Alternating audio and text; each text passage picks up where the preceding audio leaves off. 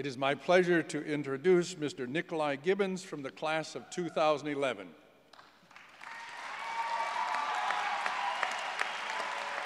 There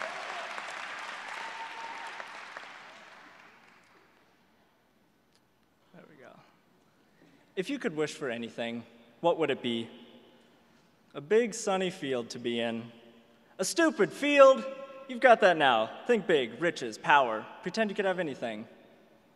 Actually, it's hard to argue with someone who looks so happy. Isn't life great when we have those simple moments of satisfaction? Graduates, I'm guessing our time at Concordia has been anything but simple. It's been fun, exhausting, grueling, thrilling, and for all its excitement, I hope we look back with satisfaction. We've accomplished some great things. But there's also a caution for our lives in this comic strip, like Calvin shouting to dream big, the riches, the power. It turns out that's not what matters in the end. Sometimes we're far too easily pleased. I like what C.S. Lewis says in his book, The Weight of Glory. It would seem that our Lord finds our desires not too strong, but too weak. We're half-hearted creatures fooling about with drink and sex and ambition when infinite joy is offered us, like an ignorant child who wants to go on making mud pies in the slum because they cannot imagine what is meant by the offer of a holiday at the sea. We are far too easily pleased. It's tempting to be content with those mud pies of wealth and affirmation and success, and we're very good at justifying them, aren't we? The prophet Micah saw a similar condition in his time. He lived in one of the wealthiest trade routes in the ancient world. He saw the religious elite perform ornate ceremonies, but totally miss what's important. He writes, "With what shall I come before the Lord and bow down before the exalted God? Shall I come before him with burnt offerings, with calves a year old?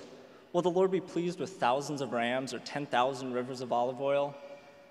He has shown you, immortal, what is good. And what does the Lord require of you? To act justly, to love mercy, and to walk humbly with your God." You see, God didn't want their money or their meaningless sacrifices. He simply wanted them to act justly, love mercy, and walk humbly with him. And he still desires the same thing for us today. Graduates, let's not settle for mud pies, okay? We've been offered a gift worth rejoicing about far into eternity. It's a story of salvation where God himself was not pleased to watch this world fall away. He came into our slum and gave his life so we can truly have life. And how do we act justly and love mercy and walk humbly with him? We're gathered tonight not because we've studied the same disciplines or have similar talents.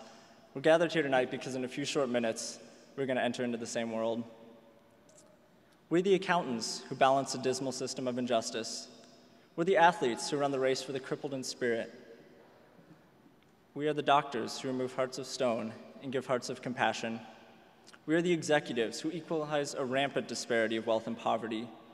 We're the musicians who sing songs of diversity and the artists who paint the beauty of human relationships.